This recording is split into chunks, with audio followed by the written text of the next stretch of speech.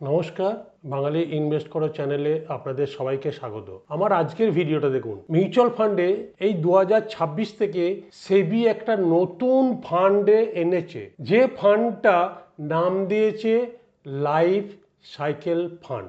এটা সম্বন্ধে আপনারা অনেকে কমেন্টস করেছেন, সেই জন্য আজকের এই ভিডিওটা।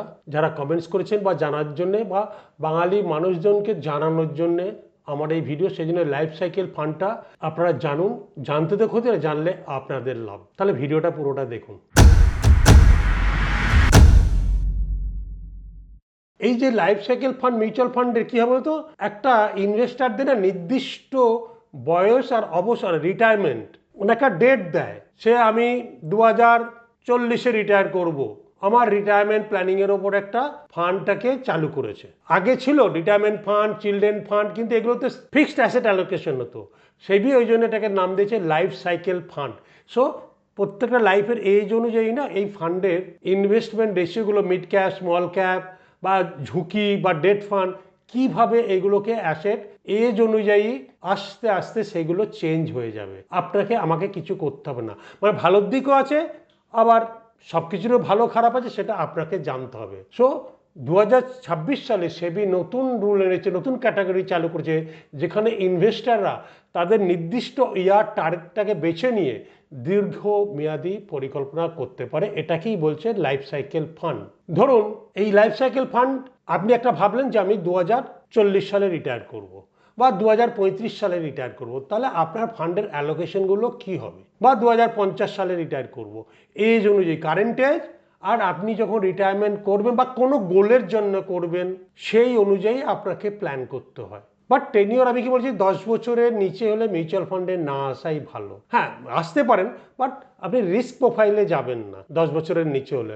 এই ইকুইটি ডেপ্টের মিক্সড এইসব ফান্ডগুলো আপনারা করতে পারেন। মানে 7 বছর হয়ে গেলে তো ভালো, বাট তার নিচে হলে মিউচুয়াল ফান্ডটাকে লিকুইড ফান্ড বা এইসব জায়গায় রেখে দেওয়া ভালো, রিস্ক নেওয়াটা উচিত না। বা লাইফ সাইকেল ফান্ডও 10 ইয়ার্স অ্যান্ড অ্যাবাভ হলে আপনার জন্যই মঙ্গল, তার নিচে করবেন না। কিভাবে কাজ করে উদাহরণ ধরুন, আমি একটা লাইফ সাইকেল 40 এক্সাম্পল দিচ্ছি, আমি একটা ফান্ড নিয়েছি, চুজ করেছি আমার রিটায়ারমেন্ট প্ল্যানিং। সো প্রথম 2026 থেকে 2030 এই টাইমটা প্রথম ধাপ 70 থেকে 80% না ইকুইটি ফান্ডে থাকবে, আর 20 থেকে 30% না ওই বন্ডে বা ডেটে থাকবে। মানে হাই রিস্ক, এজ যখন কম, টেনিওর, এই জন্য আমি বললাম মিড ক্যাপ স্মল ক্যাপে এসআইপি যারা করে 10 ইয়ার্স অ্যান্ড অ্যাবাভ, তাদের জন্য রিটার্ন। হাই রিস্ক কিসে হয়? মিড ক্যাপ স্মল ক্যাপে বা ইকুইটি, ডিরেক্ট ইকুইটি, বা যেগুলো খুব রিস্কি। যখন 31 হবে 2031 থেকে 2035, 50 থেকে 60% আপনার ইকুইটি যাবে, আর 40 থেকে 50% বন্ডে, মানে ঝুঁকিটা কমাচ্ছে, অটোমেটেড, আপনাকে কিছু করতে হবে না। আর 2036 থেকে 2040, তখন আস্তে আস্তে ইকুইটির পরিমাণ কমবে 20 থেকে 30%, এবং 70 থেকে 80% বন্ডের দিকে যাবে, কারণ আপনার ম্যাচুরিটি টাইমও আসছে। এটা হচ্ছে এই ফান্ডের বৈশিষ্ট্য। এবং এটার একটা অ্যাডভান্টেজ আছে, যে যখন এই ফান্ডগুলো অটো সুইচ হচ্ছে, কোনো ট্যাক্সেশন পড়ে না, ফান্ডের মধ্যেই অটো হয়ে থাকে। সেখানে আপনার পার্সোনাল ট্যাক্সেশনটা, এখানে এলটিসিজি বা এলটিসিজি নেই। যখন তুলে নেবেন তখন এলটিসিজি কাজ করবে, বা যতক্ষণ এর মধ্যে ফাংশনাল করছে ততক্ষণ নেই। এটা একটা অ্যাডভান্টেজ। আর এই ফান্ডগুলো মেজরিটি এনেছে ব্যাংক, কারণ ব্যাংকের কাছে তো হিস্ট্রি আছে, ডেটা আছে, সব আছে। বিভিন্ন ব্যাংকে বিভিন্ন রকম নাম দিয়ে এই পলিসিগুলো বাজারে তুলছে। এবার ব্যাংকের জন্য সুবিধা, কারণ ওখানে তো ফিক্সড অ্যাডভাইজার থাকে না, আজকে আছে তো কালকে ও, কালকে শেষে চলো একটা প্রোডাক্ট বেচে দিলাম। বাট এটাই যদি অ্যাডভান্টেজ যেমন নিচ্ছেন, ব্যাংকের এর ডিসঅ্যাডভান্টেজ আছে, 3 বছরের মধ্যে তুলতে গেলে এর এক্সিট লোড আছে। 1 বছর পর এত পার্সেন্ট, 2 বছর পর এত পার্সেন্ট, 3 বছর পর এত পার্সেন্ট। বাট সব প্ল্যানিং সুবিধাগুলো আগে দেখুন, সুবিধা আছে, ঝামেলা নেই। আপনি যদি কোনো ইনভেস্টার, আপনার কোনো অ্যাওয়ারনেস নেই, আপনার কোনো পার্সোনাল মানে ব্যক্তিগত পরামর্শদাতা নেই, তাহলে আপনি এটা করে নিতে পারেন। বাট আপনাকে জানতে হবে, বুঝতে হবে আপনার কোন ফান্ডটা কখন দরকার। আপনার পার্সোনাল গাইডেন্স না হলে কত খরচ, কত ব্যয়, আপনি কি চাইছেন, কখন কখন আপনার টাকা দরকার, সেই গোল অনুযায়ী পার্সোনাল পরামর্শদাতা বা ফাইন্যান্সিয়াল, আপনাকে যে রিটায়ারমেন্ট প্ল্যানার যারা করে দেয়, তারা কিন্তু সঠিকভাবে এই গাইডগুলো করবে। ওটা যারা যে এলাকায় বলে না আমার কোনো পরামর্শদাতা ভালো নেই, ব্যাংক তাদেরকে এইগুলো বেছে দিচ্ছে, কারণ ব্যাংকে একবার করে দিতে বলে ব্যাংকের আর কোনো দায় নেই, ও অটোমেটেড হতে থাকবে। বাট মেজরিটি ক্ষেত্রে ভালো পরামর্শদাতা এর থেকে ভালো রিটার্ন এনে দেবে, কারণ আপনাকে রিস্ক অ্যাপাটাইট, ধরুন আপনার রিস্ক নেওয়ার ক্ষমতা অনেক বেশি, আপনি কেন 5 বছর পর আমি ডেটে বেশি দেবো? আমি তো বলছি 10 বছর আর অ্যাবাভ, কারণ যে পরামর্শ সে যখন ট্যাক্স হারভেস্টিং করবে সে আপনাকে গাইড করে নিয়ে যাবে কখন কি করতে হবে। প্রথম 5 বছর অনেকের পেশেন্স নিতে হবে, যারা পেশেন্স নিতে পারেন না তাদের জন্য মিউচুয়াল ফান্ড নয় বা ইকুইটি মার্কেট নয় বা কোনো ব্যবসাই তাদের জন্য নয়। কারণ প্রথম 5 বছর রিস্কটা থাকে, জানতে হয় বুঝতে হয় সেটাকে কীভাবে কাভার করবে, তাহলে কোনো রিস্কই নেই। সো বিশেষ লক্ষ্য অনুযায়ী এই শুধু এই পলিসিগুলো করা যায় না, প্রত্যেকটাগুলোর উপর কোনো ফ্লেক্সিবিলিটি নেই। এর স্বয়ংক্রিয়ভাবে ওই টাইম ফ্রেমের মধ্যে অটোমেটিক সুইচ হতে থাকবে, যে আপনি যদি ভাবেন আমি আর একটা দিন রাখি তাহলে কিন্তু করা যাবে না। বিভিন্ন ফান্ড ম্যানেজারে বিভিন্ন রকম কৌশল নিতে পারে, আর কি হয় প্ল্যানিং না করলে আপনার ঠিকভাবে ইনভেস্টমেন্টটা করা যাবে না।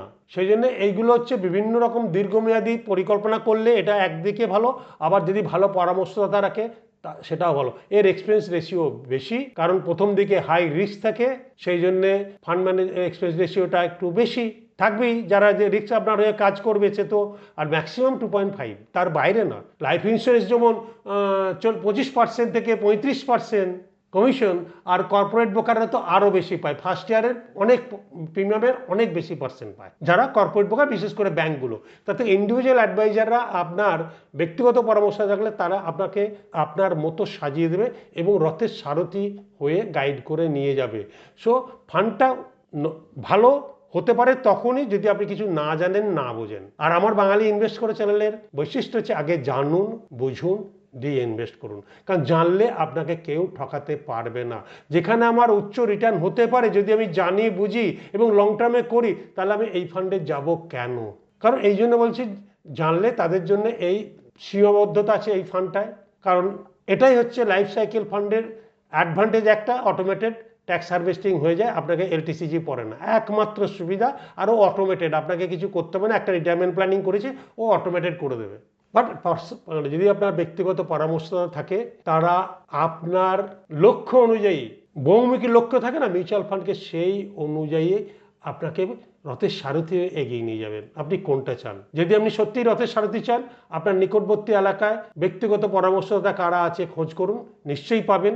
আর যদি আপনাদের অসুবিধা রিটায়ারমেন্ট প্ল্যানিং জন্য, তাহলে আমাদের হোয়াটসঅ্যাপ নাম্বার দেওয়া আছে, এখানে হোয়াটসঅ্যাপ করে লিখুন রিটায়ারমেন্ট প্ল্যানিং, আপনার বয়স আর আপনি কোন এলাকা থেকে বলছেন, তাহলে আমাদের অফিস থেকে আপনাদের সঙ্গে যোগাযোগ করে নেবে এবং আপনাদেরকে পুঙ্খানুপুঙ্খভাবে সাহায্য করার চেষ্টা করবে। ভালো লাগলে ভিডিওটা অতি অবশ্যই চ্যানেলটাকে সাবস্ক্রাইব করবেন, আর ভিডিওটা প্রচুর পরিমাণে বাঙালিদের শেয়ার করুন। কারণ বাঙালিরা জানুক, বাঙালিরা যখন জানবে, বুঝবে, বাঙালিরাও ইনভেস্ট করতে পারবে, ভয় পাবে না। কারণ ব্যাংক মানেই ভালো ইনভেস্ট করে, আর ব্যাংকের বাইরে ব্যক্তিগত পরামর্শ দিতে রুটি রোজগার, তারা যারা ভালো তারা আপনাকে রথের সারথি এগিয়ে নিয়ে যাবে এবং আপনার মতো করে। কারণ আপনি যদি ইনকাম না করে, ব্যক্তিগত পরামর্শদাতারাও ইনকাম করবে না, কারণ তাদের লক্ষ্য হচ্ছে আপনি গ্রো করলে তবে তারা গ্রো করবে। আর ব্যাংক আমি তো মাইনে পাবো, কোনটা ভালো আপনার জন্য, চয়েস আপনার। ভালো থাকবেন, সুস্থ থাকবেন, নমস্কার।